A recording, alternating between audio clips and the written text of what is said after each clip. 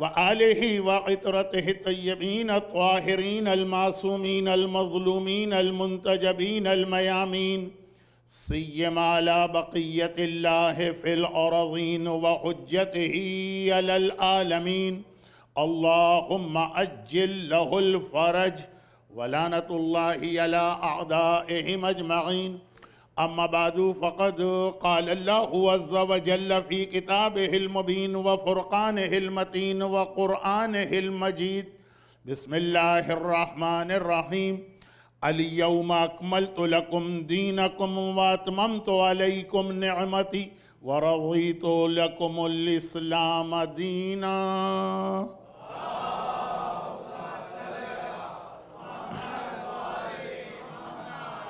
سورہ مائدہ کی آیت اور ہمارا اس ایام اعزاں 1437 ہجرہ کے لیے سبجیکٹ اعلان غدیر کے تقاضے۔ لفظ بہت مشکل ہے لیکن آج کی مجلس میں تو ہم اپنے اس موضوع پر یا ٹاپک پر یا سبجیکٹ پر ڈائریکٹ بات کریں گے بھی نہیں، اور جب یہ بات شروع ہوگی تو اس مشکل لفظ کو میں اس وقت آسان کر کے سمجھا دوں گا۔ دیکھیں، اس میں کوئی شک نہیں کہ اسلام ہو کہ شیعت، ہمارا سارا وجود باقی ہے غدیر کے اعلان کی وجہ سے۔ غدیر ہماری زندگی ہے، غدیر ہماری سانس ہے، غدیر ہماری رگ حیات ہے، غدیر اب تک ہمارے باقی رہنے کا سبب ہے۔ خالی خلفائے بنو امیہ اور بنو عباس کے ظالم حکمرانوں ہی نے ہمارے خلاف تلوار نہیں چلائی، پوری ہسٹری، حتیٰ یہ کہ اگر آج بھی آپ دیکھ لیجئے تو دنیا کی ساری طاقتیں ہمارے خلاف، لیکن ہم باقی ہیں، زندہ ہیں اور ترقی کر رہے ہیں، صرف اور صرف غدیر کی وجہ سے۔ اچھا، اب یہاں پہ ایک بات ذہن میں آ سکتی ہے، اس پر انشاءاللہ پوری ایک مجلس ہوگی آگے چل کر، لیکن فی الحال ایک جملے میں وہ کنفیوژن پیدا ہو سکتا ہے، اس کو دور کر دوں کہ جو جملے میں نے غدیر کے لیے کہے یہ ہماری قوم میں کربلا کے حوالے سے مشہور ہے کہ بھئی کربلا ہماری زندگی، کربلا کی وجہ سے آج تک ہم باقی ہیں۔ کربلا نے یہ جو جنریشن یا سینچریز کا ہمارے خلاف بلڈ شیڈ ہو رہا ہے تو ہم کو بچایا، مگر خود کربلا کیوں ہو؟ 1437 ہجرہ کی پہلی مجلس کا بالکل شروع کا حصہ، خود کربلا کا واقعہ کیوں پیش آیا؟ ظالموں کو اس میدان میں اترنے کی ضرورت کیوں پیش آئی؟ غدیر کی وجہ سے۔ آقا حسین کے دو ٹائٹل اور بھی۔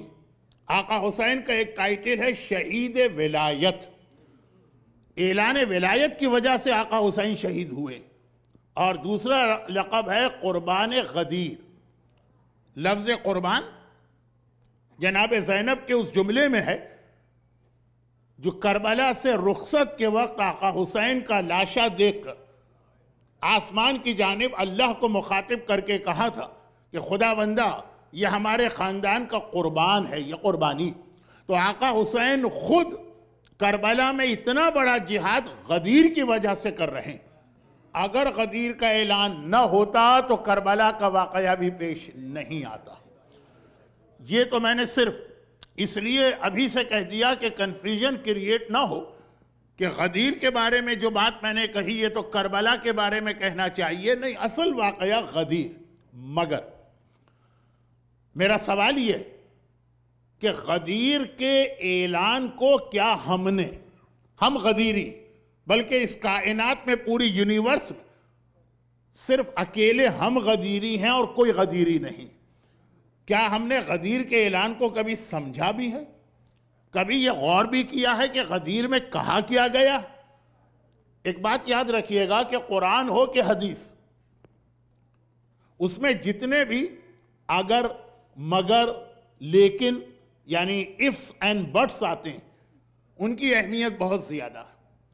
اچھا، میری مجالس کے بارے میں مشہور یہ ہے کہ میری مجلس میں اگر بہت ہوتا ہے، مگر بہت ہوتا ہے، لیکن بہت ہوتا، یعنی ifs and buts.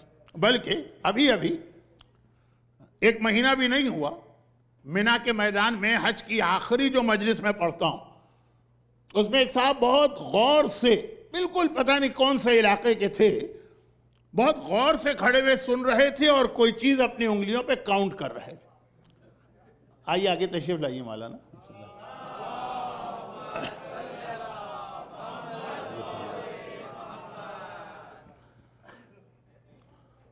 تو میرا تو خیر اب بڑھاپا ہے، آخری عمر ہے، اب تو ممبر بھی ایسا ہوتا ہے کہ اس کے اوپر چڑھنا بڑا مشکل ہو جاتا ہے. اس ایج میں غدیر کا ممبر بھی ہمارا موضوع بنے گا. غدیر کا ممبر کیسا تھا، اور یہ کہ نوجوان علماء کرام کو دیکھ کر بھی یہ ذہن میں جملہ آیا. تو کاؤنٹ کر رہے تھے کچھ مجلس میں کھڑے ہوئے. مینا کے میدان کی جو آخری رات ہوتی، جس کو نتیجے کی رات کہا جاتا ہے، جس رات کو یہ فیصلہ ہوتا ہے کہ کس کا حج اللہ نے قبول کیا ہے اور کس کا حج قبول نہیں کیا، جس رات کو دو فرشتے آ کے ایک ایک حاجی کا چہرہ دیکھتے ہیں اور پھر یہ کہتے ہیں کہ ھذا حاج و ھذا لیس بحاج. کچھ لوگوں کو دیکھ کے کہتے ہیں کہ یہ حاجی، اور زیادہ تر لوگوں کو دیکھ کے کہتے ہیں کہ یہ حاجی نہیں. اس رات کی ایک مجلس جو تقریباً 35-40 سال سے میں پڑھتا ہوں، تو ایک صاحب باقاعدہ کاؤنٹنگ کر رہے تھے اور ہر تھوڑی دیر کے بعد اچھل کے اپنے ساتھی سے کچھ کہتے تھے. تو جو ہمارا گروپ آرگنائزر ہے وہ ذرا پریشان ہوا کہ یہ کون صاحب ہیں اور کیا کر رہے ہیں. تو کہا کہ آپ کیا کر رہے ہیں؟ کہا کہ یہ آواز سن کے ہم آ گئے، ہم تو بہت دور دوسرے ٹینٹ میں تھے. یہ آواز ہمیں ان صاحب کی لگی جو اگر، مگر اور لیکن بہت کہتے ہیں، اور میں کاؤنٹ کر رہا ہوں اس مجلس میں اب تک کتنے اگر اور لیکن آئے اور آئے ہیں. وہ باقاعدہ انہوں نے گنتی کر کے بتائے. لیکن مجھ جیسے جاہل کی تقریر میں اگر، مگر، لیکن چھوڑیے. قرآن کلام معصوم، وہاں پر جب ifs and buts آ جائیں تو ان کی اہمیت بہت. ifs and buts کا مطلب ہی یہ ہے کہ پورا پیغام الٹا ہو جاتا. چنانچہ مجھے یاد ہے کہ اس سے پہلے جب میں نے اس جعفری سینٹر میں جو آخری مجالس پڑھی تھی شہزادی کونین کی سیرت کے حوالے سے، تو اس کے اندر جس آیت پر میں نے بات کی تھی، اس میں بھی یہ بات بہت تفصیل کے ساتھ بتائی گئی کہ جی ہماری قوم میں ایک بات بہت مشہور ہے، بلکہ اتنی زیادہ مشہور ہے کہ ایسا لگتا ہے کہ اللہ نے یہ بات اس لیے قرآن میں کہی ہے تاکہ نعوذ باللہ، یہ بطور مثال فار ایگزامپل کہہ رہا ہوں، کہ ایسا لگتا ہے کہ اللہ نے یہ بات قرآن میں اس لیے کہی تاکہ ہمیں زیادہ سے زیادہ گناہ کرنے کا موقع ملے. پروموشن آف گناہ کے لیے لفظ قرآن میں آیا. کیا چیز مشہور ہے کہ اللہ، بھئی اللہ رحمان ہے، اللہ رحیم ہے، اللہ کی مرسی، اللہ کی رحمت اتنی بڑی. یہ قیامت کے دن مولوی لوگ کوئی تھوڑی حساب کتاب کریں گے، رحمان و رحیم اللہ حساب کتاب کرے گا. اور یہ جیسا میں نے کہا کہ یہ بات اتنی مشہور ہو گئی کہ کسی بھی گناہگار سے پوچھو یہ گناہ کیوں کرتے ہو، وہ کہتا ہے اس لیے کہ اللہ رحمان و رحیم. شراب کیوں پی رہے ہو؟ ارے اللہ رحمان و رحیم ہے، وہ تو بڑے بڑے گناہ معاف کر دیتا. کسی مومن کا حق کیوں مار رہے ہو؟ اس لیے کہ اللہ رحمان و رحیم. نماز کیوں قضا کر رہے ہو؟ اس لیے کہ اللہ رحمان و رحیم. یہ تمہارے گھر کی عورتیں بے حجاب گھر سے باہر کیوں نکل رہی؟ ارے اللہ رحمان و رحیم. گناہان کبیرہ کرو، بڑے بڑے گناہ کرو، جان بوجھ کے کرو، اور اس کے بعد چلیں گناہ ہو جاتا ہے کبھی بائی مسٹیک، کبھی اگنورنس کی وجہ سے، کبھی جان بوجھ کر ہوتا ہے، لیکن پھر آدمی اپنے اس گناہ پر شرمندگی محسوس کرتا ہے، فیلنگ اے کائنڈ آف ایمبیریسمنٹ، جیسے کل دعائے کمیل میں آپ سنیں گے شب جمعہ.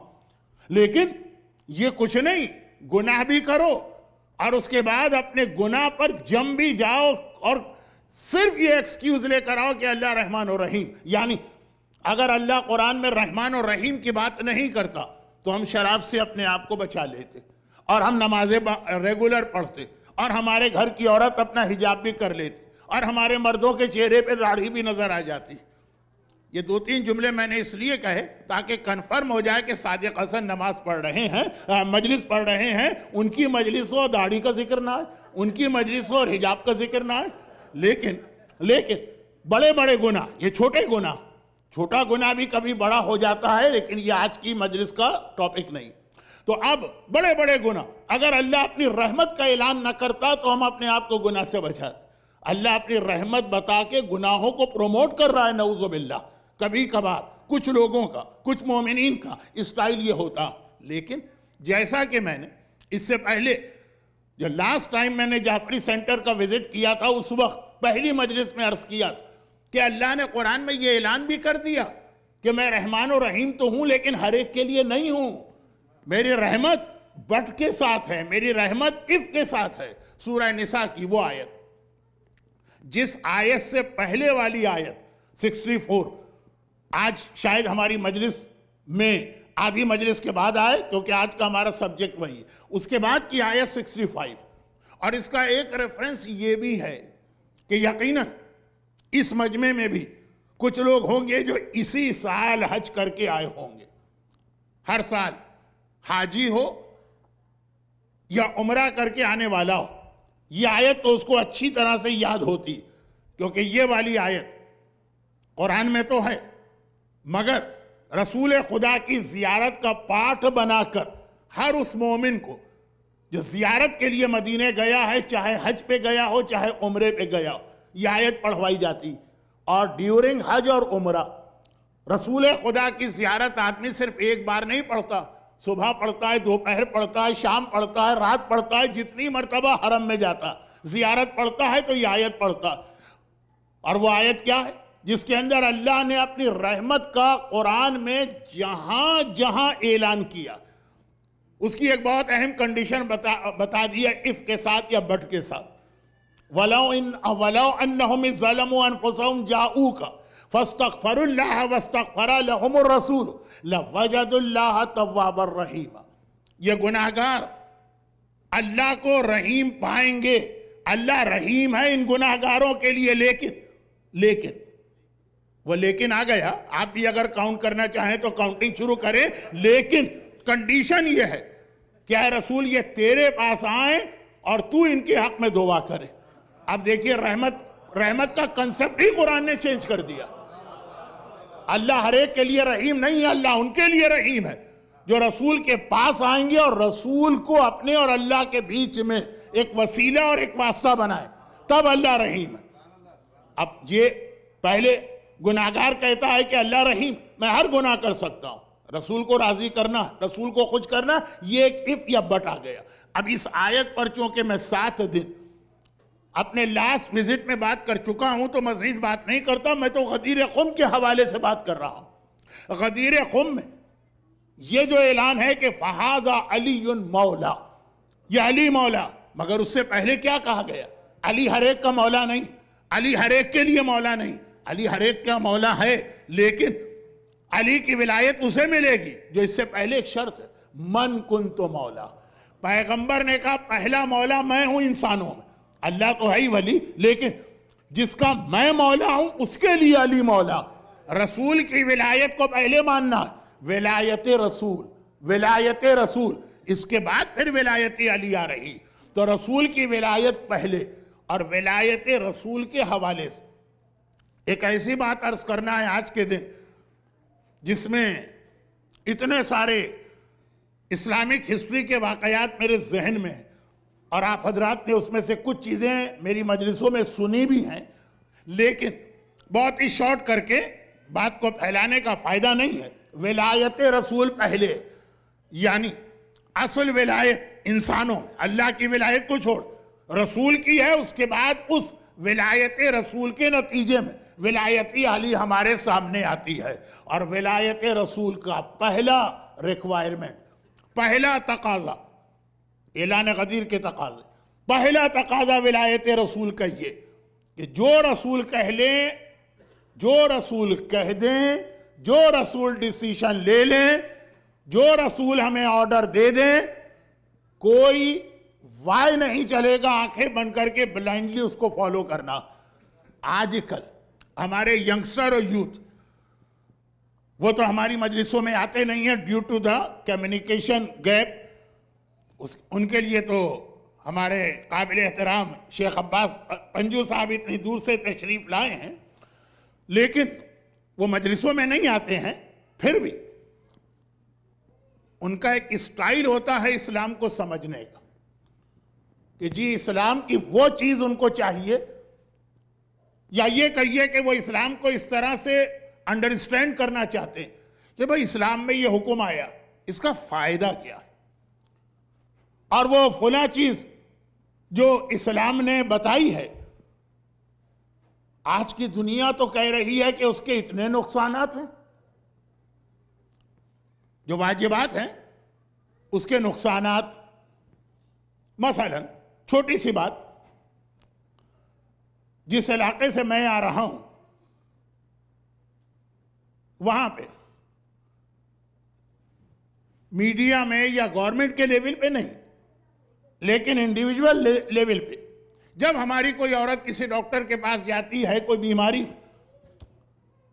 بہت ہی کیجول وے میں ڈاکٹر کہتا ہے کہ یہ آپ جو حجاب پہنتی ہے نا یہ سارا پرابلم اس کی وجہ سے، سن لائٹ نہیں ملتی ہے اور فلاں وٹامن ڈی کی کمی ہو جاتی ہے، پتہ نہیں کیا کیا فضول باتیں کہ یہ جو آپ کے سر جو ہر وقت آپ اپنے جسم کو سن لائٹ سے بچاتے ہیں. دنیا میں سب سے زیادہ اسکن کینسر کا ریشو بھی آسٹریلیا میں، لیکن وہ اس سے ہٹ کر یہ بات کہتے ہیں کہ یہ حجاب، یہ اس کے اتنے سارے نقصانات ہیں کہ آپ اپنی زندگی کو خطرے میں ڈال رہے ہیں. میں حجاب کے حوالے سے جو دوسرا پروپیگنڈا ہے اس کی بات نہیں کر رہا ہوں، بلکہ میں بات کر رہا ہوں کہ نقصان ڈھونڈ کے نکالا جا رہا. اور اسی طرح اس کے الٹ بھی جو چیزیں اسلام میں حرام ہیں آج کل اس کے بینیفٹ سامنے آ رہے ہیں. اور تو اور شراب جیسی چیز، اور اس کے بھی بہت سارے بینیفٹ بتا دیے گئے. ریڈ وائن کے بغیر کچھ لوگوں کا کھانا ہی ڈائجسٹ نہیں ہوتا. اتنی جنریشن گزر گئی دنیا کی، پتہ نہیں ان کے کھانے کیسے ہضم ہوتے تھے. لیکن اب یہ آج کل ایک چیز نکلی، میوزک کے کتنے فائدے آج کل سامنے آ رہے ہیں. آلدو ایک پوائنٹ میں ضرور مینشن کروں گا کہ دو الگ الگ چیزیں ہیں اسلام میں. حرام جو ہے وہ سنگنگ سانگ، میوزک ہمیشہ حرام نہیں، لیکن بہرحال ہمارے یہاں انڈیا پاکستان میں اس کو مکس اپ کر دیتے ہیں. اور آج اتنا ٹائم نہیں ہے کہ میں اس کو ڈیفرینشیٹ کر کے اپنا پوائنٹ آپ کو سمجھاؤں. تو گانا بجانا یا میوزک، آج کل اس کے بہت سارے بینیفٹ سامنے آ رہے ہیں، بلکہ بہت ساری ایسی تھیراپیز ہیں کہ جو بیس ہیں اسی میوزک کے اوپر. اب لمبی چوڑی لسٹ آج کی پہلی مجلس میں بتانے کا فائدہ نہیں کہ شراب ہو یا میوزک ہو یا اور جو چیزیں اسلام نے حرام کی ان کے فائدے سامنے آتے ہیں. جو چیزیں واجب کی ہیں کہا نہیں وہ فلاں واجب میں تو یہ نقصان ہے اور فلاں واجب میں تو یہ نقصان ہے. اور کبھی کبھار ہیومن ایرر کہیے یا پری پلان منصوبہ، لیکن جیسے حج میں یہ اسٹیمپیڈ ہو گیا اس کی وجہ سے خود پورے حج کے سسٹم پر اعتراض، بہت ساری چیزیں. تو اب یہ آج کا یوتھ، آج کے ینگسٹر، ان کا پہلی ان کی ڈیمانڈ یہ ہوتی کہ جو اسلام کے واجبات ہیں اس کے فائدے بتائیے، بینیفٹ کیا، اور جو اسلام کی حرام چیزیں ہیں اس کے نقصان بتائیے. اور اگر کبھی 21 سینچری کی ریسرچ نے الٹا کام کیا، یعنی واجب کا کوئی نقصان سامنے آ گیا، حرام کا کوئی فائدہ سامنے آ گیا، تو اور زیادہ وہ ذرا سا اسلام کے بارے میں ڈاؤٹ فل ہو جاتے ہیں. جبکہ اسلام تو نام اسی چیز کا ہے کہ جہاں 100% نقصان ہو. کوئی ریسرچ ایسی نہیں ہے جو یہ کہتی ہو کہ فلاں چیز میں 100% نقصان. وہ ہمیشہ کہتے ہیں چانسز زیادہ، لیکن اسلام تو کہتا ہے 100% کنفرم ہے کہ اس چیز میں نقصان. لیکن رسول نے کہہ دیا آنکھیں بند کر کے ماننا، بلائنڈلی فالو کرنا. آخر میں جا کے کربلا کا جہاد منزل شہادت 100% یقین ہے کہ جان جانا ہی جانا. البتہ شہادت دین کو فائدہ پہنچاتی ہے لیکن دنیا کے پوائنٹ آف ویو سے، لیکن اگر امام نے کہہ دیا ہے تو چاہے 100% یقین ہو کہ نقصان ہے، اس پر عمل کرنا ہی کرنا۔ کبھی آپ کے پاس یہ کرائیٹیریا نہیں ہونا چاہیے کہ اسلام کے واجبات کا فائدہ ہو، کیونکہ اکثر لوگ داڑھی کے بارے میں یہی بات کہتے ہیں کہ مولانا داڑھی کے کچھ بینیفٹ بتائیے، ہم ابھی رکھ لیں گے داڑھی۔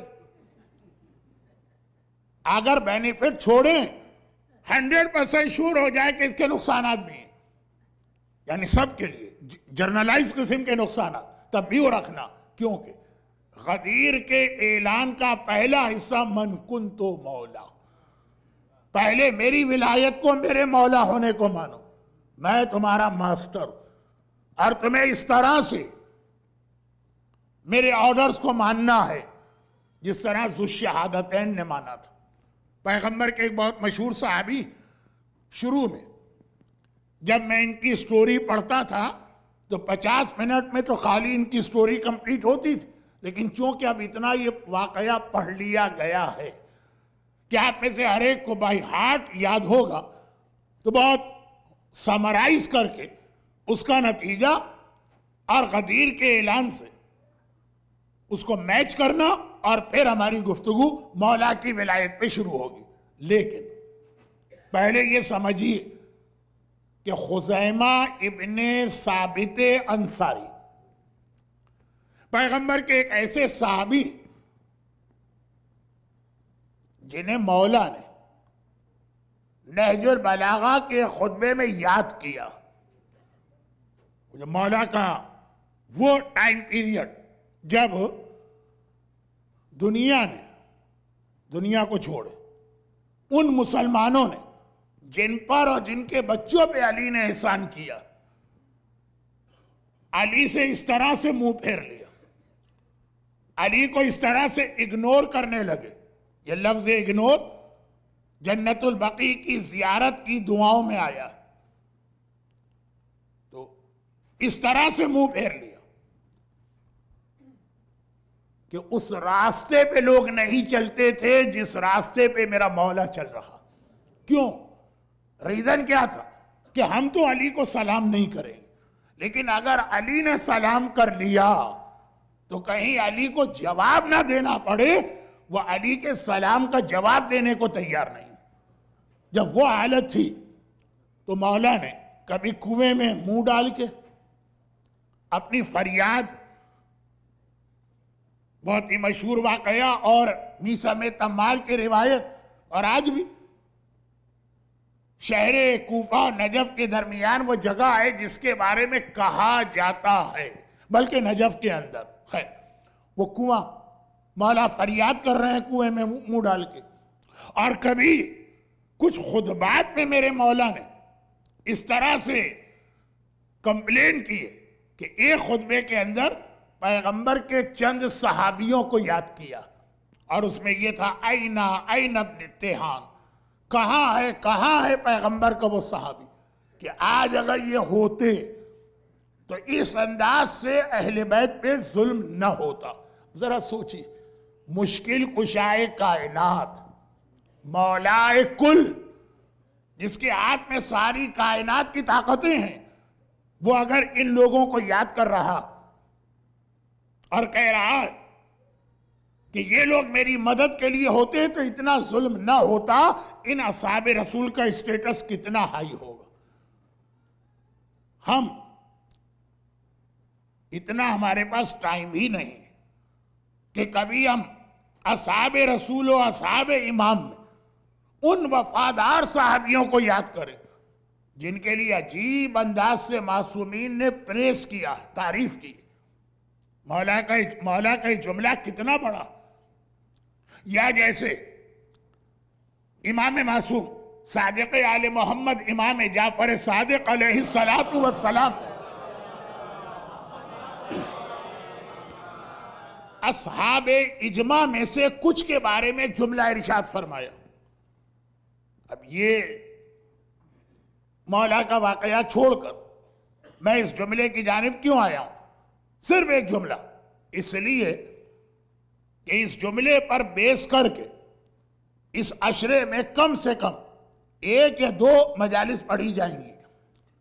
امام کا جملہ اصحاب اجماع میں سے کچھ 18 معصومین ائمہ کے شاگرد ایسے ہیں، ایک اصحاب رسول ہے وہ الگ کیٹیگری، ایک معصومین کے اصحاب ائمہ کے اصحاب، 18 اصحاب اجماع ہیں، ایک رف فیگر جو اتنے معتبر ہیں کہ اگر کوئی حدیث وہ کوٹ کرے تو اس کے بعد پھر یہ چیک نہیں کیا جاتا ہے کہ اور کون راوی ہے جو انہوں نے کہہ دیا، اتنے سچے کہ ان کا کہا ہوا فرمان کبھی غلط نہیں ہوتا۔ ان میں سے ایک زرارہ محمد ابن مسلم، اور چھٹا امام کہہ رہا ہے لولا امثال ہؤلاء لندرست آثار النبوہ، اگر یہ میری مدد نہ کرتے تو نبی کے سارے آثار دنیا سے مٹ جاتے۔ امام، ہر امام مشکل کشا، ہر امام مولائے کل، اور وہ غیر امام اور غیر معصوم۔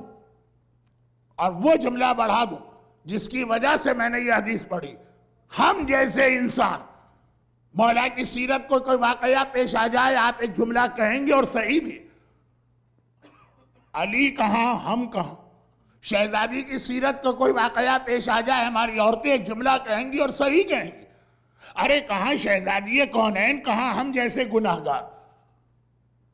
لیکن یہ جن کا میں تذکرہ بیچ میں شروع کر بیٹھا، یہ ہماری آپ کی طرح سے غیر معصوم عام گھرانوں میں پیدا ہوئے، لیکن اتنا ہائی اسٹیٹس پایا کہ کبھی مولا کہیں کہ اگر وہ ہوتے تو آج ہم پر اتنے ظلم نہ ہوتے، اور کبھی چھوٹے امام کہیں کہ میں نے جو دین کو بچایا اور ایسا بچایا کہ شیعت کا دوسرا نام ہے دین جعفری، فقہ کا نام ہے فقہ جعفریہ کا، ان کی مدد سے بچایا۔ اور یہ فرسٹ کنسپٹ تھا مرجعیت، اجتہاد اور تقلید کا، جس پر ہمیں آگے بات کرنا ہے۔ آج کل اجتہاد و تقلید اتنا زیادہ انڈر اٹیک ہے کہ خود سمجھ میں آ جاتا ہے کہ جب دشمن اتنا پروپیگنڈا اس کے خلاف کر رہا تو کوئی نہ کوئی اس کے پیچھے اتنا بڑا ٹروتھ یا فیکٹ ہے شیعت کی مدد کے لیے، کیا جسے دیکھیے کھڑا ہوتا ہے بچے بچے، بلکہ بچے زیادہ، اور کبھی مرجع کے خلاف، کبھی اجتہاد کے خلاف، کبھی تقلید کے خلاف، اور کبھی اگینسٹ نہیں، لیکن اس طرح کا انٹرپریٹیشن کرتے ہیں کہ گویا اجتہاد و تقلید ایک کھیل بن جاتا ہے، لیکن آج نہیں۔ تو یہ اصحاب امام، یہ وہ چین کی سب سے پہلی کڑی جہاں سے اجتہاد و تقلید شروع ہو کر آیت اللہ سیستانی اور رہبر آغا خامنہئی تک پہنچی ہے۔ معصومین امام اپنے شاگردوں کو اور اللہ کے رسول کے صحابی مولا کائنات ان کو پریس کر رہے ہیں۔ ان میں سے ایک سعد ابن معاذ ہے۔ میں موضوع سے زیادہ ڈائیورٹ نہیں ہونا چاہتا، لیکن صرف یہی ایک جملہ کہ اگر وہ زندہ ہوتا تو مجال تھی کسی کی کہ ہمارا حق خلافت چھینتا۔ یہ مولا کا جملہ ہمارے ذہن میں سعد کا مس کنسپٹ آ گیا صرف اس لیے کہ ان پر عذاب قبر آیا تھا، وہ اپنی بیوی کے ساتھ ایٹیٹیوڈ یا بیہیویئر میں اچھے نہیں تھے۔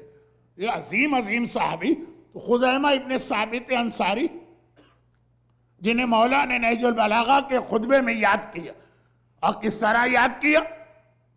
جیسے سلمان فارسی کو بھی یاد کیا، لیکن یہ کہے کہ اللہ رحمت نازل کرے اس نیک بندے پر، اس طرح نہیں کہا اینا کہاں ہیں یہ صحابی آج اس دور میں میری مشکلات کو دیکھتے، جو کرائسس پیریڈ ہے، اور یہ میری ہیلپ کے لیے ہوتے، اس طرح سے یاد کیا۔ مگر ان کی ساری زندگی دیکھ ڈالیے، جنہیں مولا یاد کر رہے ہیں، ایک ہی کوالٹی ان میں نظر آ رہی ہے، اور یہ ہے غدیر کے حوالے سے سب سے پہلے ہم سے ڈیمانڈ، پہلی ڈیمانڈ یہی، ایک ہی کوالٹی نظر آ رہی ہے۔ اب واقعہ آپ سمجھ گئے، میں واقعہ پڑھنا بھی نہیں چاہتا ہوں، لیکن جس اسٹیج پر مجلس آ گئی ہے تو تھوڑا سا اشارہ کرنا ہوگا۔ اللہ کے رسول شہر مدینہ کے باہر کسی کام سے گئے، واپس آ رہے ہیں، پیغمبر مدینے کی جانب جا رہے ہیں. ایک بڑا انٹرسٹنگ میں سوال حج میں کرتا ہوں، لیکن یہ حج نہیں ہے اور آپ کے سامنے اس وقت مکہ اور مدینہ نہیں ہے، تو میں اس کی ڈیٹیل میں نہیں جاؤں گا. مکہ شہر حضرت اسماعیل اور ان کی ماں جناب ہاجرہ نے بنایا. اسٹارٹ انہوں نے کیا، بلکہ ہاجرہ، اسماعیل تو گود کے بچے تھے. تو جو بالکل سٹی سینٹر ہے خانہ کعبہ، اس کے قریب جناب ہاجرہ کا گھر تھا، بلکہ وہ جو ایک سیمی سرکولر وال ہے اس کے اندر. مگر رسول اللہ کا برتھ پلیس جا کے دیکھی تو قریباً اس زمانے کے مکہ کے آخر میں جنہوں نے ایک شہر بنایا اور ان کا گھر بھی وہیں پر تھا، وہ سٹی سینٹر سے اتنا دور کیسے چلے گئے؟ ایک تو جیسے ہمارے یہاں ہمارے سٹیز میں ہوتا ہے، بہت کراؤڈڈ ہو گیا، کنجسٹڈ ہو گیا، پولوشن بڑھ گیا، گندگی بڑھ گئی، تو جو نئے ایریا بنتے ہیں اس میں آدمی جاتا. ایسا تو نہیں تھا. اس کا ایک ریزن، مدینہ شہر جب رسول اللہ آئے تو آلریڈی ایک بہت پرانا شہر تھا. بلکہ ایک مجلس مدینہ شہر پر بھی اس لیے ہوگی کہ مدینہ is the only city in the world جو رسول اللہ کے لیے بنایا گیا کہ آخری زمانے میں ایک رسول آئے گا، اور پھر وہ مدینہ رسول کے اگینسٹ ہوا. جیسے ہم اور آپ آخری امام کا انتظار کر رہے ہیں نا، تو رسول اللہ کے آنے سے پہلے اہل کتاب رسول اللہ کا انتظار کر رہے تھے، لیکن یہ ہسٹری بعد میں آئی. مدینہ شہر جب رسول اللہ آئے تو آلریڈی سینچریز پرانا شہر، مگر وہاں رسول اللہ کا گھر بالکل سٹی سینٹر میں. تو وہ تو ہر ایک کو معلوم ہے، لیکن ایک سوال ہے کہ مکے اور مدینے میں اتنا فرق کیسے ہو گئے؟ جو مکے میں ہونا چاہیے وہ مدینے میں ہوا، کہ بنی ہاشم کو ہونا چاہیے مکے کے سٹی سینٹر، اور جو مدینے میں ہونا چاہیے وہ مکے میں ہوا. لیکن خلاصہ یہ ہے کہ رسول مدینے کے سٹی سینٹر میں رہتے ہیں، چنانچہ رسول کے گھر جانے کے لیے آپ کو مارکیٹ میں سے گزرنا پڑے گا. تو پیغمبر کے آگے آگے ایک یہودی بزنس مین جا رہا، اس کا کام ہے کاروں کا، کار کا کام ہے. اس زمانے کی کار ہوتی ہے گھوڑا، اس زمانے کی گاڑی یہی ہے. بہترین گھوڑے بھی ہوتے ہیں جیسے مرسیڈیز وغیرہ ہوتی ہے، اور تھرڈ کلاس بھی ہوتے ہیں، ہر قسم کے ہوتے ہیں. تو اس زمانے کے کار کے بزنس کا مقصد ہے کہ گھوڑے. اب تو آپ امریکہ میں آ گئے، کسی عالم کے پاس آپ کو گاڑی نظر آ جائے یا کار تو آپ کو تعجب نہیں ہوتا. انڈیا پاکستان میں آج بھی لوگ کہتے ہیں کہ علماء کا کام ہے پیدل چلنا. اس کے پاس اگر کوئی کار یا گاڑی آ گئی تو پہلا خیال آتا ہے کہ یہ ہمارے خمس سے دی گئی. اچھا تم نے کتنا خمس دیا؟ 100 روپے دیے. 100 روپے کے اندر یہ 2 لاکھ کی گاڑی. لیکن خیر، اب وہ تو شیطان بہت طرح سے بہکاتا ہے. اجتہاد اور تقلید پر جو مجلس ہوگی اس میں مزید اس کی ڈیٹیل آئے گی. لیکن معصومین میں سے ہر ایک کے پاس گھوڑے تھے، اور ایک نہیں کئی گھوڑے تھے، اور ہر ایک کے پاس اونٹ تھے، اور ایک نہیں کئی اونٹ تھے. پیغمبر نے دیکھا کہ آگے آگے ایک یہودی بزنس مین جا رہا ہے جس کا گھوڑے کا کام، اور بہترین ایک گھوڑا لے کے وہ جا رہا ہے مارکیٹ میں بیچنے کے لیے. اب میں تو آج بھی آسٹریلیا میں رہنے کے باوجود کوئی گاڑی واڑی نہیں ہے میرے پاس، تو مجھے کار کے بارے میں نہیں پتا. یوتھ کو بڑا کریز ہوتا، تو اب کون سی زیادہ مشہور گاڑی ہے؟ ہماری ایج کے اعتبار سے مرسیڈیز ہی کو ہم لوگ بہت اچھا سمجھتے ہیں. لوگ کہتے ہیں وہ تو بڈھے لوگوں کی گاڑی ہے. خیر، تو بڈھے جوان کی بحث چھوڑیے، خلاصہ یہ ہے کہ بہترین گھوڑا. پیغمبر نے اس کو روک لیا، کہا بہت اچھا ہے، میں خریدنا چاہتا ہوں. کیا قیمت؟ نیگوسیشن ہوا، طے ہو گیا، صرف اتنی سی بات، ڈن. پیمنٹ مدینے پہنچ کے ہوگا. اتنا کیش تو اس وقت بھی کوئی لے کے نہیں چلتا. اب وہ جو بزنس مین ہے بڑا خوش، بھئی یہ اتنا قیمتی گھوڑا ایکسپینسو کار لے کے گیا. یہ ایکسپینسو کار روزانہ نہیں بکتی، پتہ نہیں کتنے دن میں مدینے جاتا تب جا کے یہ گاڑی بکتی. یہاں تو مارکیٹ میں انٹر ہونے سے پہلے سودا ہو گئے. بہت خوش. تو وہ خوشی کے عالم میں تیز چل رہا، مارکیٹ میں پہلے پہنچ گیا. اینڈ آف دا مارکیٹ رسول اللہ کا گھر، مسجد النبوی. پیغمبر پیچھے آ رہے ہیں. اب جب وہ گھوڑا لے کے مارکیٹ میں گیا تو ہر ایک کوئی گھوڑا پسند آ گیا. لوگوں نے روک لیا, کہا کہ بھائی یہ کتنے کا دو گے؟ اب یہاں کا ماحول چھوڑیے انڈیا اور پاکستان, تو اب لوگوں نے خود پرائس آفر کرنا شروع کی. جب وہ خاموش رہا اور اب جو پرائس آنے لگی وہ رسول اللہ کی پرائس سے زیادہ تھی, تو لالچ تو ہر انسان میں آ جاتی ہے.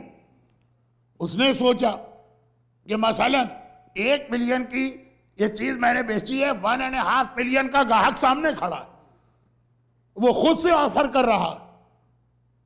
پیسے کی محبت تو بہت بری محبت, ہم اسے کیا کہیں گے, وہ تو نان مسلم تھا. یہاں مومن کو دیکھی, شہزادی کا کلمہ پڑھنے والے کو دیکھی, شہزادی کے نام پہ جان دینے والے کو دیکھی, خمس کے نام پہ $10 دیتے ہوئے بھی جان نکلتی. بہت سارے لوگ آج کل خمس دینے لگے, لیکن اسٹل ہماری قوم کی میجورٹی آج بھی خمس نہیں دیتی, جبکہ خمس کے بارے میں ہر ایک کو پتا ہے یہ حق فاطمہ, خاص شہزادی کی اولاد کے لیے اللہ نے اس کو رکھا. بلکہ عجیب بات ہے, اہل بیت, اعلان غدیر, من کنت مولا, کربلا, یہ ساری چیزوں سے آج کی مجلس شروع ہوئی تھی نا. کہا اس کو مانتے ہو؟ مانتے ہیں. اس کے لیے کیا قربانی دو گے؟ کہا جان دے دیں گے, اولاد دے دیں گے. تو بھائی $100 میں $20 دے دو. کہا کیش نہیں دیں گے, جان لے جائیے, اولاد لے جائیے. آج بھی خمس کے نام پر لوگوں کے پاس کتنے ایکسکیوز ہوتے ہیں, جن میں ایک ایکسکیوز آگے جا کے مرجعیت کے اگینسٹ بھی بن جاتا.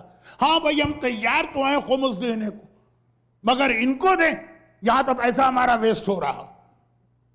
بلکہ ایسے لوگوں کو بھی میں جانتا ہوں جو خمس دیتے بھی ہیں, کہتے ہیں کہ جہاں ہمیں اچھا لگے گا, ہم بھی تو عقل رکھتے ہیں نا, کامن سینس ہے, جہاں ہم دیکھیں گے کہ تبلیغ ہو رہی ہے, دین کا کام ہو رہا, ہم خود خرچ کریں گے. خمس دے کر بھی اپنے خمس کو ایک طرح سے ویسٹ کر رہے ہیں. بٹ تو آ گیا نا, بہت دیر بعد آیا لیکن آ گیا, کہ آج کی مجلس میں بہت ساری باتیں آ گئی. تو جب ایک مومن کی یہ حالت ہے, ایک غدیری کی یہ حالت ہے, ایک کربلائی کی یہ حالت ہے, زہرا کے نام پہ اولاد قربان کر دینے والے کی یہ حالت ہے, تو اگر وہ نان مسلم کے دل میں لالچ آ گیا تو کوئی تعجب نہیں ہے, وہ بات کرنے لگا, کیونکہ اب سامنے سے پرائس آ رہی ہے, بات کرنے لگا. اس نے 1.5 ملین کا ہے, اس نے 1.6 ملین کا ہے. اب وہ دیکھ رہا ہے کس کے ہاتھ بیچوں. اتنی دیر میں رسول اللہ انٹر ہوئے مارکیٹ میں. پیغمبر نے اسے دیکھا, کہا یہ کیا کر رہی ہے, تو میری چیز ہے, میں خرید چکا ہوں, ڈن ہے, خالی پیمنٹ کرنا تھا, پیمنٹ لو, ڈیلیوری دو اور جاؤ. ایک صاف مکر گیا, کہنے لگا کہ نہیں, سودا ڈن نہیں ہوا تھا, خالی بات ہوئی تھی, میں نے کہا تھا بعد میں ڈیسیشن لوں گا. پیغمبر فرماتے ہیں کہ تو غلط کہہ رہا. دیکھیں اسلام میں ایک بہت اہم حکم ہے, کربلا اسی کا نام. کربلا کو بہت ہی اگر ہم شارٹ کریں, سمرائز کریں, تو ایک جملہ یہ اسلام کا حکم, نہ ظالم بنو نہ مظلوم. ظلم کرنا بھی نہیں ہے, لیکن ایسا بھی نہیں ہے کہ ظالم ظلم کرے اور تم بس آنکھیں بند کر کے سر جھکا کے عرض کا ہر ظلم برداشت کرو. مظلوم بھی نہیں بننا ہے, مقابلہ کرنا ہے جہاں تک اللہ نے طاقت دی. میدان کربلا کا سب سے بوڑھا صحابی سعید ابن جبیر, جو آج کل ایک بہت مشہور بیماری ہے پارکنسن ڈیزیز, اس سے ملتی جلتی بیماری, ہاتھوں میں راشا ہے, ہاتھ کانپتے ہیں, نہ تلوار اٹھا سکتے ہیں نہ تیر, لیکن وہ بھی مقابلہ کرنے کے لیے آیا اور مقابلہ کیا. یہ نہیں کہا کہ بھائی میں تو مرنے کے لیے آیا ہوں, آؤ اور آ کے مجھے میری گردن کاٹ دو. تو یہ اسلام کا ایک حکم ہے کہ ظالم بھی نہیں بننا, مظلوم بھی نہیں. پیغمبر دیکھ رہے ہیں کہ یہ آدمی فراڈ کر رہا, آج اس کو چھوڑ دیا گیا تو یہ 10 اور آدمیوں سے فراڈ کرے گا, یہیں پر اس کو روک دو. یہ بھی اسلام کا ایک حکم ہے.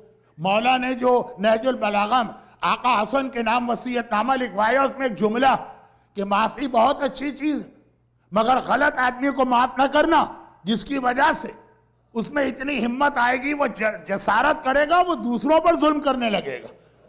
بعض ایسے لوگ ہوتے ہیں ان کو معاف کرنے کا مقصد ہے ان کو اور انکریج کرنا اپنے ظلم میں. پیغمبر نے کہا تو غلط کہہ رہا.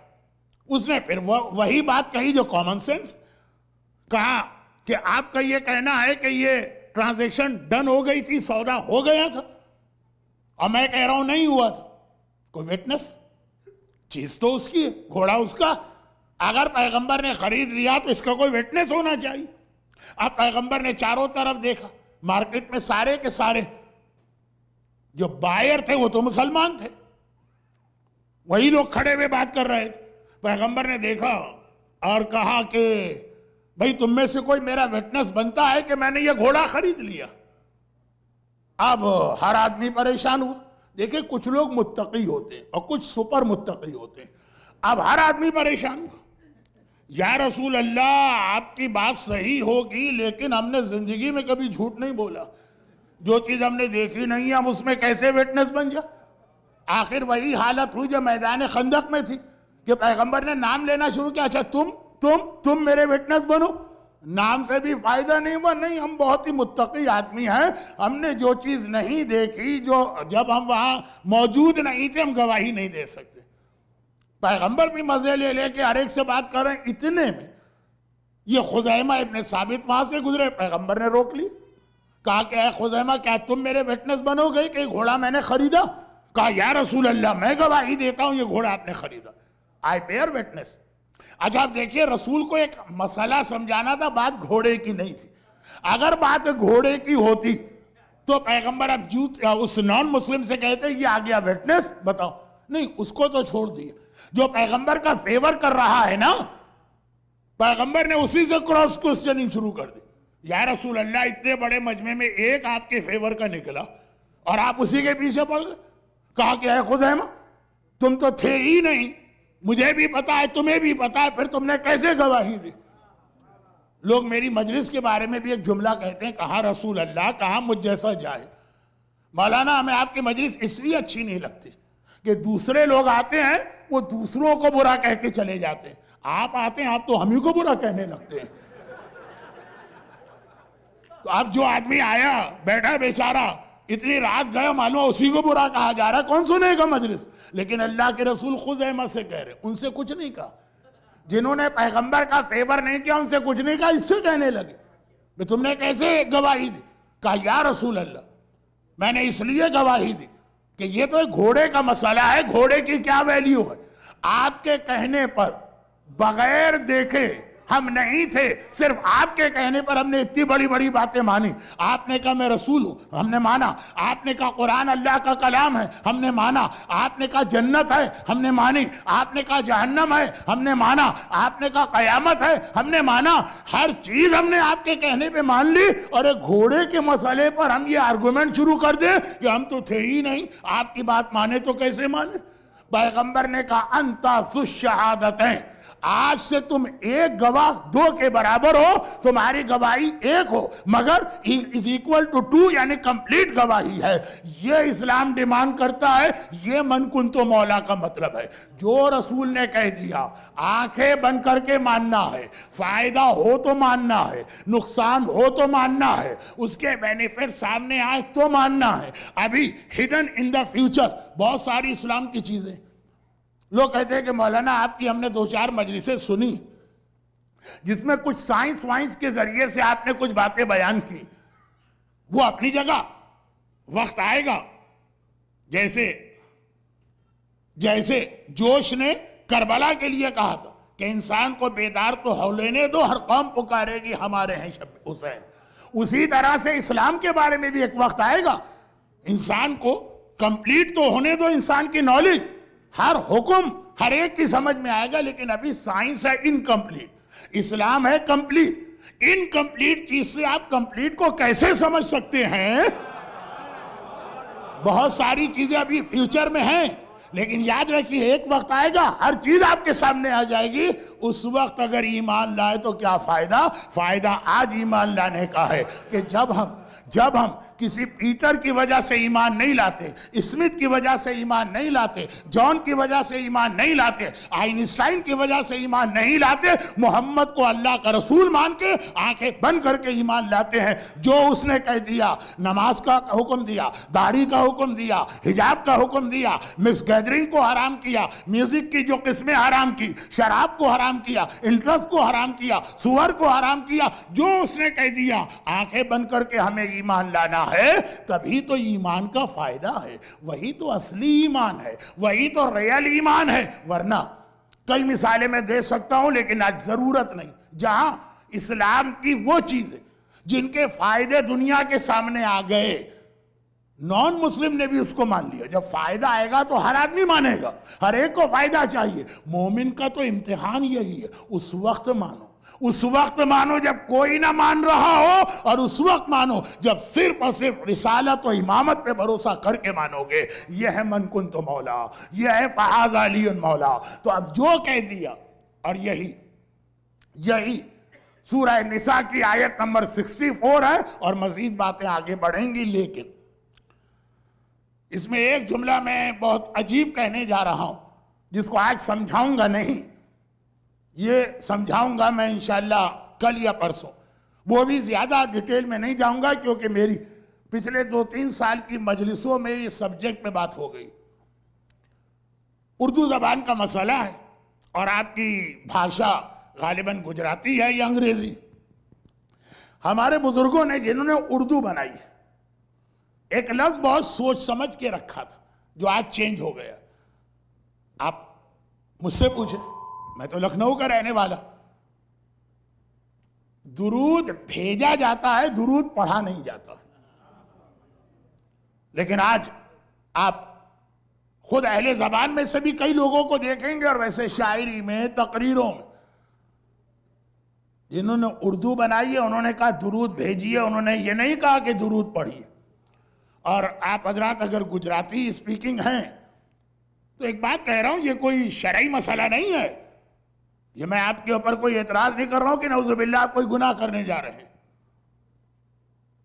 میرا وہ اسٹائل ہی نہیں ہے جو غالب کے شاگرد کا ہے۔ غالب ایک بہت بڑے شاعر ہیں اردو کے، ان کے شاگرد کے سامنے کسی نے غالب کا غلط شعر پڑھ دیا، ارے وہ تو جوتا لے کے مارنے دوڑے۔ کہا کہ کیا یہ قرآن حدیث سمجھ لیا ہے کہ جیسا دل چاہا الٹا سیدھا پڑھ لیا؟ یہ غالب کا شعر ہے، غالب کا شعر، اس میں غلطی نہیں ہو سکتی۔ میں یہ نہیں کہہ رہا ہوں کہ بھئی اردو میں غلطی نہیں ہو، چاہے قرآن میں غلطی ہو جائے، میں خالی ایک بات اس لیے کہہ رہا ہوں کہ یہ کنٹراسٹ ہے۔ حج اسلام کی وہ عبادت ہے جس میں کوئی چیز نہیں پڑھی جاتی، ایک تلبیہ لبیک اللہم لبیک، ایک 2 رکعت نماز طواف۔ اتنا بڑا حج، اتنا محنت والا حج، اتنا لمبا حج، ایسی کون سی نماز، ایسی کون سی عبادت ہے؟ نماز منٹس، روزہ صرف آدھا دن، لیکن حج 5 دن۔ اس کے باوجود حج میں پڑھنے کی کوئی چیز نہیں، صرف ایک تلبیہ لبیک اللہم لبیک بس، اور ایک 2 رکعت نماز۔ گجرات کے رہنے والے کراچی میں بہت ہیں، حج کی جب بات ہوتی ہے تو کہتے ہیں جی ہمارے والد حج پڑھنے گئے تھے۔ حج تو پڑھا ہی نہیں جاتا، حج کیا جاتا۔ اور درود کی جب بات ہوتی ہے درود پڑھا جاتا ہے، جبکہ درود میں بھی یہی مسئلہ ہے کہ درود بھیجا جاتا ہے، پڑھا نہیں جاتا۔ اچھا فرق کیا ہے اس میں؟ سورہ نساء کی آیت، فَلَا وَرَبِّكَ لَا يُؤْمِنُونَ حَتَّى يُحَكِّمُوكَ فِي مَا شَجَرَ بَيْنَهُمْ ثُمَّ لَا يَجِدُوا فِي أَنفُسِهِمْ حَرَجًا ثُمَّ لَا يَجِدُوا فِي أَنفُسِهِمْ حَرَجًا ثُمَّ لَا يَجِدُوا فِي أَنفُسِهِمْ حَرَجًا مِّمَّا قَضَيْتَ وَيُسَلِّمُوا تَسْلِيمًا۔ اے حبیب تیرے رب کی قسم، یہ سب غیر مومن، مومنوں کو قرآن کہہ رہا ہے یہ سب غیر مومن ہیں، جب تک کہ یہ تیرے حکم کے آگے سر نہ جھکائیں، اور جو تو کہہ دے ان کے دل میں بھی خیال پیدا نہ ہو کہ کیا کہہ دیا رسول نے۔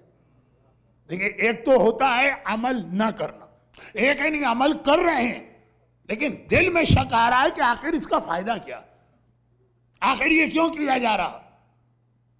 عمل کر کے بھی ذرا سا دل میں ڈاؤٹ ہوتا ہے۔ قرآن کہتا ہے ثُمَّ لَا يَجِدُوا فِي أَنفُسِهِمْ حَرَجًا مِّمَّا قَضَيْتَ، تیرا حکم آنے کے بعد ان کے دل میں بھی ذرا سی تنگی پیدا نہ ہو یا کوئی شک پیدا نہ ہو۔ وَيُسَلِّمُوا تَسْلِيمًا، ان کا ایک ہی کام ہو تو حکم دیتا جائے، یہ سر جھکا کے حکم کو مانتے جائے۔ اسے قرآن نے مومن کہا ہے، فَلَا وَرَبِّكَ لَا يُؤْمِنُونَ، تیرے رب کی قسم یہ مومن نہیں. اب چھوٹی سی مثال دے دوں. آج بھی اسٹل کتنی ہی ایسی دیندار لیڈیز اور بچیاں ہیں جو اسلام کے اس حکم کو مانتی ہیں کہ اگر نکاح کے موقع پہ کنڈیشن نہ ہو تو ڈیورس یا طلاق کا حق مرد کو ہے، عورت کو نہیں. خدا نہ کرے کہ ہماری کمیونٹی میں اس کی نوبت آنے پائے. جرنلائز ایک بات کر رہا ہوں کیونکہ انڈیا اور پاکستان میں یہ چیز بہت زیادہ بڑھ گئی. تو جو دین سے دور ہیں وہ تو سیدھا اعتراض کرتی ہیں یہ کون سا مذہب ہے، یہ کون سا دین ہے، سب مرد کو دے دیا، عورت کے پاس کوئی اختیار نہیں. لیکن متقی، پرہیزگار، دین کو فالو کرنے والی، مگر دل میں یہ شک تو آتا کہ آخر کیا بات ہے کہ شوہر اتنا ظلمی کیا جا رہا ہے پھر بھی ہمارے پاس اختیار نہیں ہے طلاق کا، اس کے پاس. یہ ون وے کانٹریکٹ ان کی سمجھ میں نہیں آتا. آج بھی کتنی ہی ایسی بچیاں، بھئی طلاق تو ریئر کیس. پیغمبر نے فرمایا اللہ کی نگاہ میں اس دنیا میں سب سے ناپسندیدہ گھر وہ ہے جہاں طلاق ہوتی ہے. اللہ کی نگاہ میں سب سے زیادہ برا گھر. لیکن جو دوسری مثال میں دے رہا ہوں کہ باپ مر گئے، بیٹی کو آدھا حصہ ملے گا، اس کے سگے بھائی کو ڈبل حصہ ملے گا. دونوں ایک ہی باپ کی اولاد ہے، دونوں کا سیم رشتہ ہے، اس سے وہ باپ ہے، یہ بیٹے، یہ اولاد ہے. صرف لڑکا ہونے کی وجہ سے وہ ڈبل حصہ لے گیا اور تو کوئی چیز نہیں ہے اس میں. تو آج بھی بھئی موت تو ہر گھر میں ہوتی، طلاق تو ریئر کیس ہے، یہ تو ریئر نہیں ہے، یہ تو روزانہ پیش آنے والا مسئلہ. آج بھی کتنی ہی ایسی بچیاں جو دیندار، شریعت کا حکم ہے، اللہ نے کہا ہے، رسول نے کہا ہے، مانیں گے، نہیں لیں گے زیادہ حصہ، چاہے کہیں پر کوئی لا وغیرہ سے ان کو مل بھی رہا ہو، نہیں لیں گے. لیکن دل میں خیال آتا ہے کہ واہ، یہ کون سا دین ہے کہ جہاں پہ صرف جینڈر کے بیسس پہ وہ ڈبل لے کے جا رہا. ہاں اگر یہ کہا جائے کہ اس نے ماں باپ پہ زیادہ خرچ کیا تو اس کو ڈبل دو. ایسے کیس بھی ہیں کہ لڑکی نے زیادہ خدمت کی، لڑکے نے پلٹ کے پوچھا بھی نہیں. اب بات تو بہت لمبی ہو جائے گی. قرآن نے کہا کہ مومن ہونے کی پہلی شرط یہ ہے کہ ثم لا یجدوا فی انفسہم حرجا مما قضیت. جو رسول نے کہہ دیا آنکھیں بند کر کے ماننا ہے، دل کو بھی ایسا بنا لو. ہاں وسوسہ الگ چیز، وہ تو آتا ہے اور جاتا ہے، جاتا ہے اور آتا، لیکن باقاعدہ سیریس آدمی اس کے اوپر غور کرنے لگے کہ یہ سمجھ میں نہیں آ رہا، وہ مومن نہیں. یہ قرآن کہہ رہا اور قسم کھا کے کہہ رہا، جو حکم دینا ہے آنکھیں بند کر کے ماننا. ہاں اس کا مطلب یہ نہیں ہے کہ آدمی ریزن نہ پوچھے، لیکن اگر ریزن نہ بتایا جائے یا ریزن سامنے نہ آئے تو اپنے ایکشن میں کمی نہ کرے اور دل کے اندر کوئی شک پیدا نہ ہونے پائے. اور اس کی بہترین مثال اگر آپ کو دیکھنا تو کربلا کا واقعہ.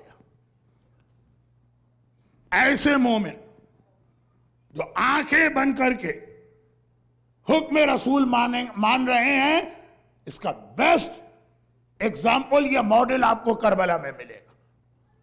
کہیں پہ کوئی ڈاؤٹ ہوا، کہیں پہ کوئی آرگومنٹ ہوا؟ امام کی فوج کی بات کر رہا ہوں. مرد تو مرد، عورتوں تک کی یہ حالت ہے کہ جو امام کہہ دے بس ختم بات. ایک روایت ہمارے یہاں پاکستان میں بہت پڑھی جاتی ہے.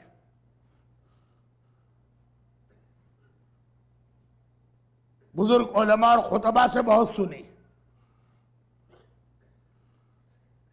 چنانچہ اسی روایت کو پڑھتے ہوئے مجلس اختتام کو پہنچا رہا ہوں.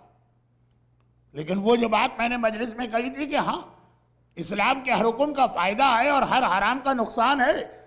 ابھی انسان کو بیدار تو ہو لینے دو، ایک بار اس کی نالج کمپلیٹ ہو تو ہر چیز کو باقی دنیا بھی مانے گی. انکمپلیٹ ہے اس لیے پرابلم آ رہے ہیں، نالج انکمپلیٹ. ہر چیز کا کوئی ریزن ہے اسلام میں، لیکن ہر چیز ہم کو ابھی بتائی نہیں گئی. کربلا آنکھیں بند کر. حسین نے کہا یہ میرے ساتھ چلیں گے،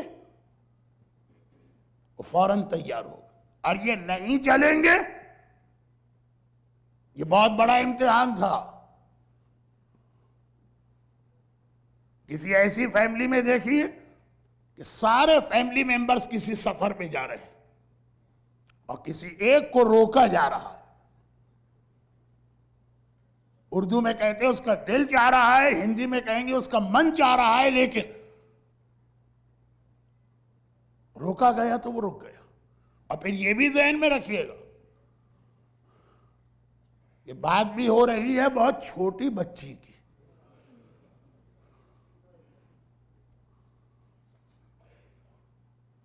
28 رجب، ابھی چاند رات ہے لیکن کل چونکہ 2 محرم کی شب لگے گی کل کی مجلس میں، تو آقا حسین کے کربلا پہنچنے کے مصائب کل پڑھے جاتے ہیں. آج تو حسین کا سفر شروع ہوا، انشاءاللہ کل کی مجلس میں حسین کربلا پہنچے یعنی سفر ختم ہوا.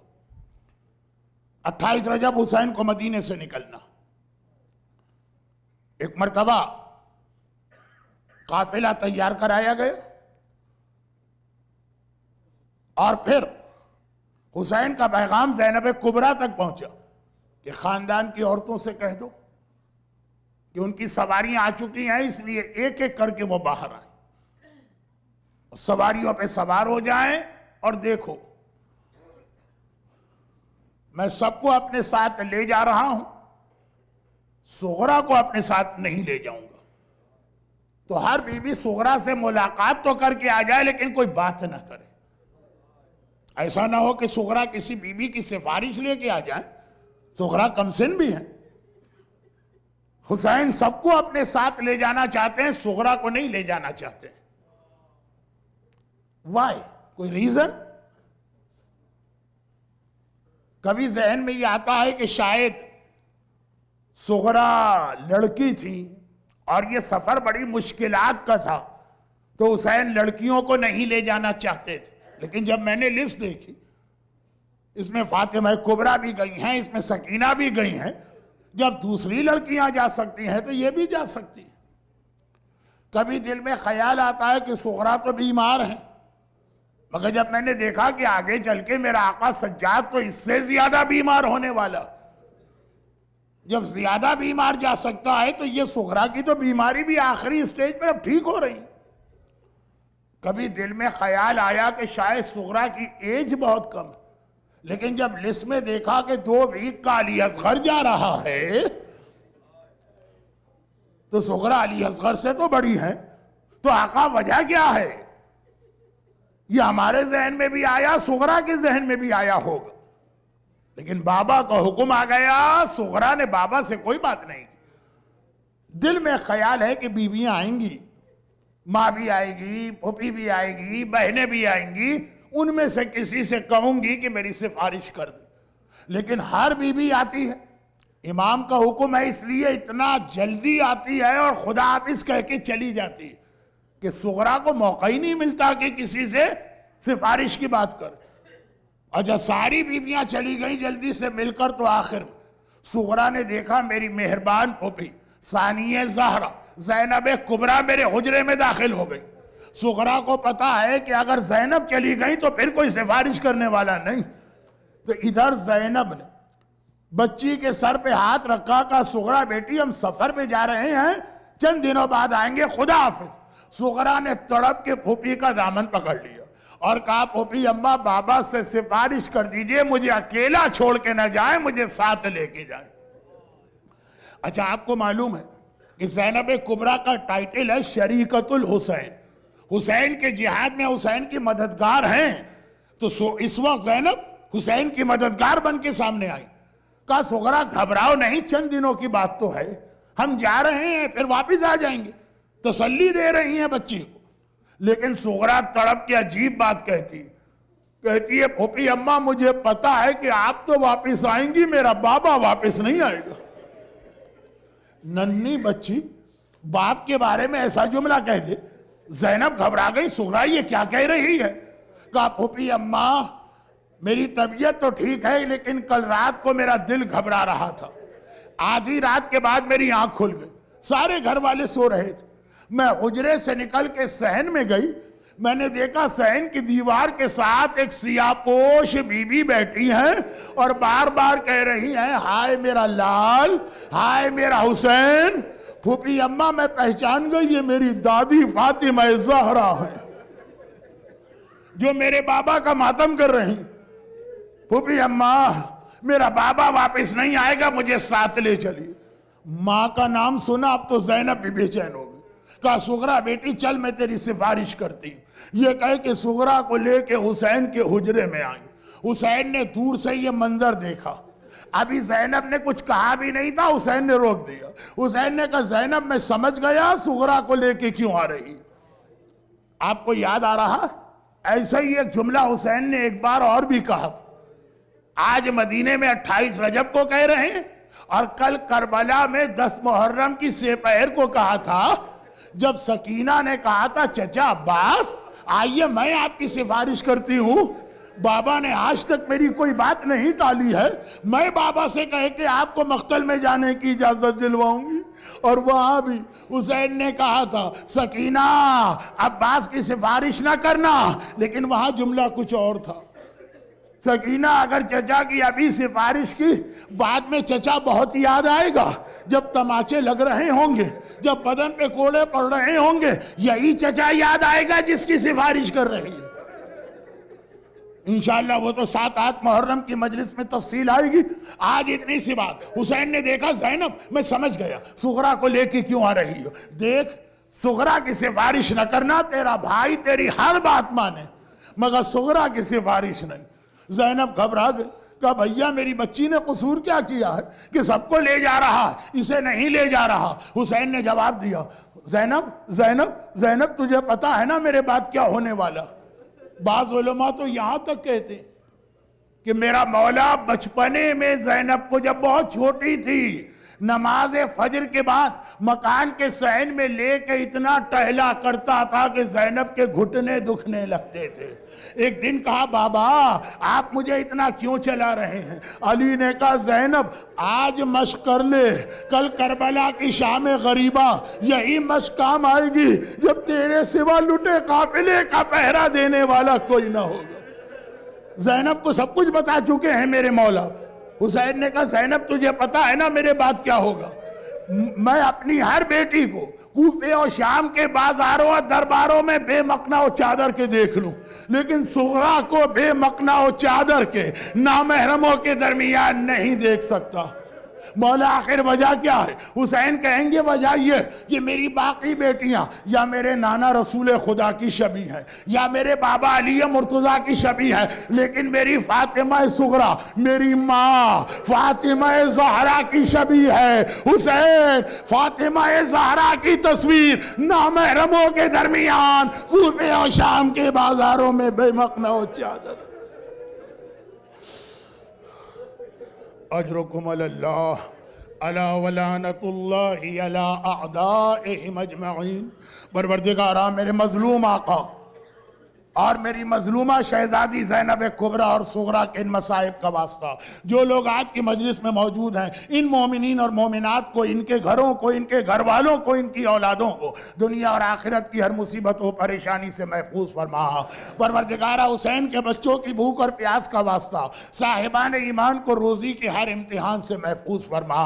خداوندہ رباب کے اصغر کا واسطہ جو بے اولاد ہیں انہیں صاحب اولاد بنا, جو صاحب اولاد ہیں ان کی اولاد کی حفاظت فرما. لیکن اگر تیرے دین کو ضرورت ہو تو ہم کو یہ جذبہ عطا فرما کہ اپنے ہاتھ سے اپنی اولاد تیرے دین پہ قربان کر دیں. دنیا بھر میں جہاں جہاں مظلوم شیعان حیدر کرار ہیں, پروردگارہ ان سب کی حفاظت فرما اور ظالموں کو نیست و نابود فرما. خداوندہ ہم سب کو سیرت اہل بیت پہ چلنے کی توفیق عطا فرما. ہمارے تمام علماء اور مراجع خصوصاً حضرت آیت اللہ العظمیٰ آقا سیستانی اور رہبر انقلاب آقا خامنائی کا سایہ ہمارے سروں پہ قائم و دائم فرما, اور ان مظالم کے انتقام کے لیے اپنی آخری حجت امام زمانہ کے ظہور میں تعجیل فرما.